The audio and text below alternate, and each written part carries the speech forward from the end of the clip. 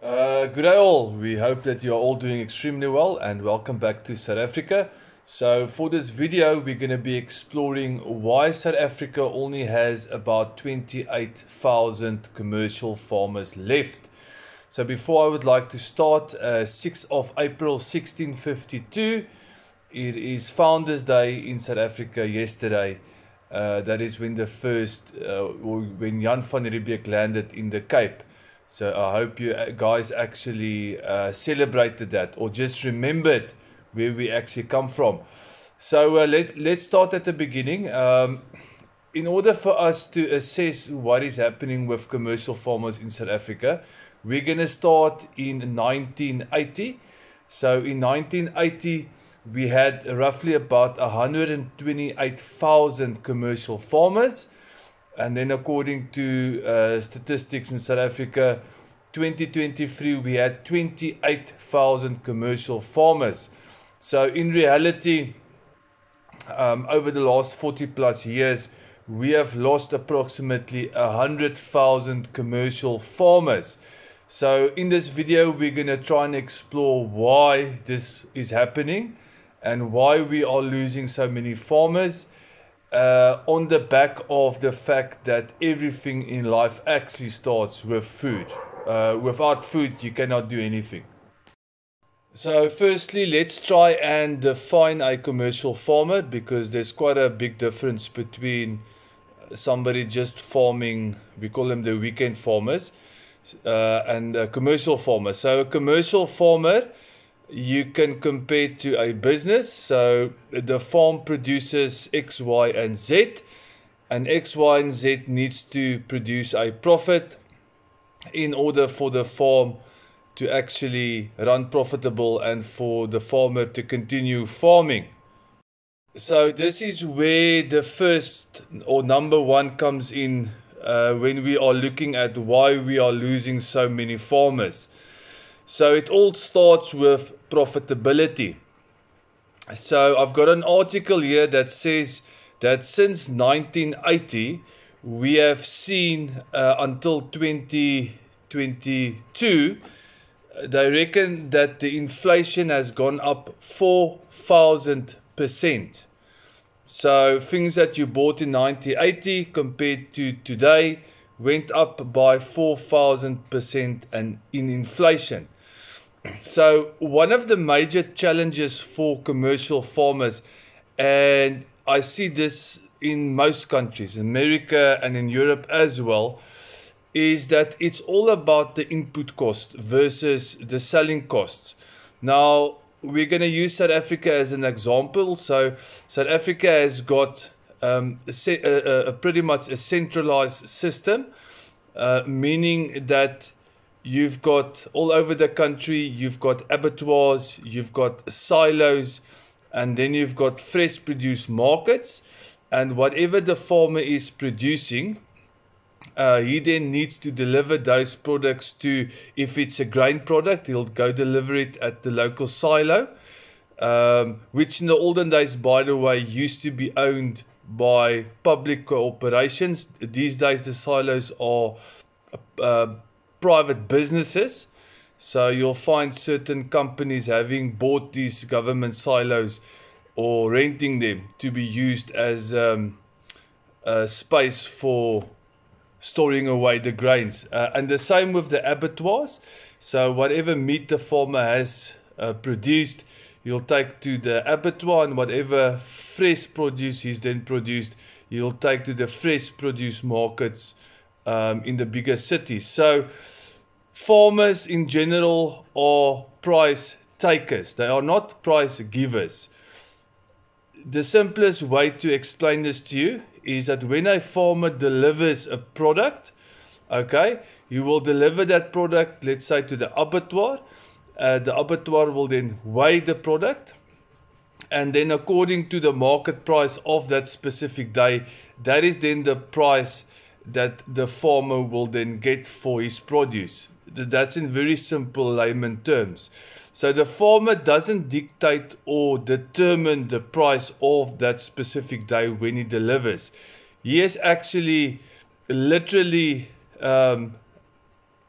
guessing what you will get for this specific day. Now, there are market trends. You can follow the market trends, trying to figure out when will be the best to deliver to get a better price. But the reality is that farmers are price takers and not price givers. So they are literally at the mercy of, in this case, either the silos or the abattoirs or the fresh produce market. So the first reason is profitability. So a lot of farmers fell or had to sell because of the fact that they just could not keep up with inflation. Now, in order for a farmer to keep up with inflation, he needs to either do two things. He either needs to increase production, because remember now, inflation and input costs are going up over the years. The example we are using is from 1980 up until 2023 now. So year after year, the input cost goes up. So input cost, things like diesel, tractor parts, fertilizer, pesticides, seeds, electricity. So all of these things are going up every single year. And in order for them to keep up, they either need to, one, sell the same product that they are producing year after year at a higher rate, okay, or they have to cut the cost somehow. They need to cut the cost of producing the product, which is not always possible, because on 1 hectare of land you use X amount of diesel, whether the diesel is 100 Rand a litre or the diesel is 10 Rand a litre. It doesn't matter, because you still use the same amount of product. So selling your product at a higher rate, like we've just discussed, on that specific day you deliver your produce and you are left at the mercy of the market. So you can't decide if the price is higher or lower. It is determined for you. You are a price taker. Unless you add value to your product, you maybe pack it yourself, cut it yourself, or make another product from it. Then you can sell it at a higher rate. So either you have to sell your product at a higher rate and you have to get your cost down, or the third option is you just need to produce more. So per unit you are then making less of a profit per unit or per kilogram or per tons, but you have to produce more. And in order to produce more, you might need more land, you might need more labor, you might need more production area. So it becomes a hell of a difficult game, because you have to keep up with inflation.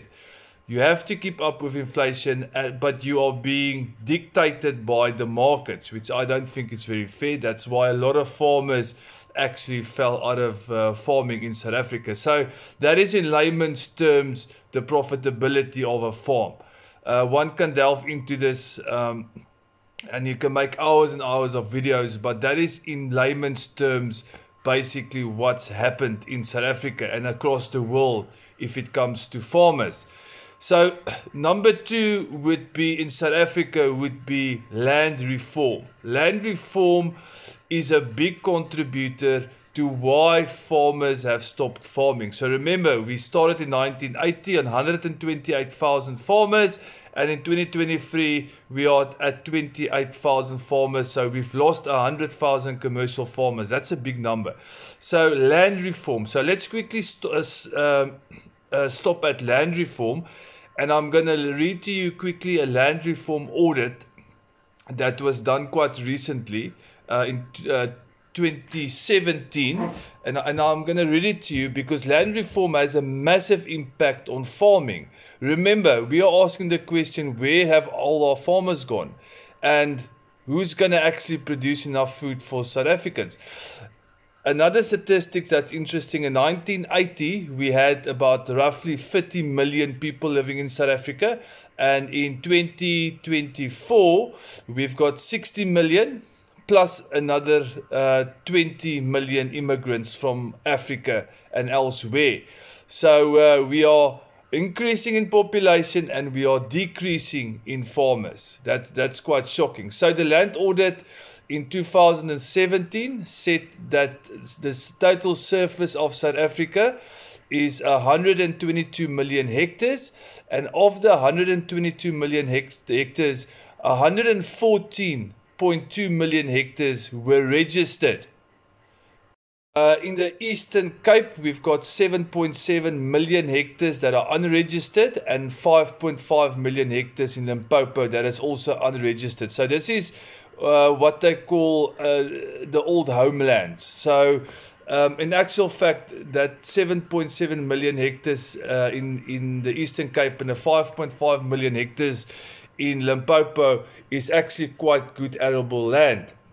The audit indicates that individual companies and trusts owns 89.5 million hectares, which is 90% of South Africa's land. Individuals owns 59%, and the trust, which are black areas, 26%, and companies own 25% of the land. Right, now we're coming to the part that we are after. Is the National Development Plan suggested that 50% of land owned by white farmers in 1994 should be relocated to facilitate land reform. This target was calculated to be 23.25 million hectares. The government went ahead and acquired white agricultural land of 2.3 million hectares as part of the land distribution plan. Government also acquired another 550,000 hectares of land for non-agricultural purposes.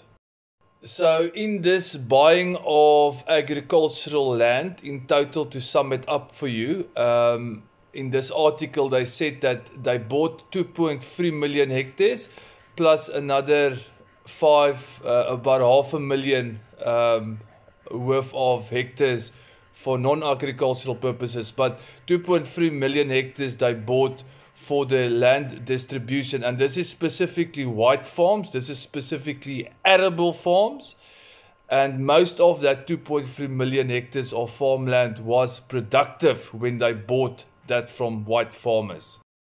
And then the article goes on, it's important to note that people of colors also bought at least 2.2 million of hectares by themselves, agricultural land from white farmers outside the government program.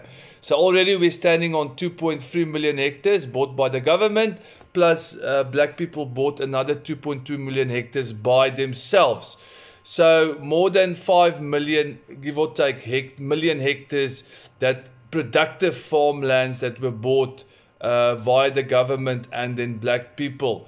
So already you can see that a lot of the production farms in South Africa since 1994, just after 1994, was bought either for redistribution or bought by black people.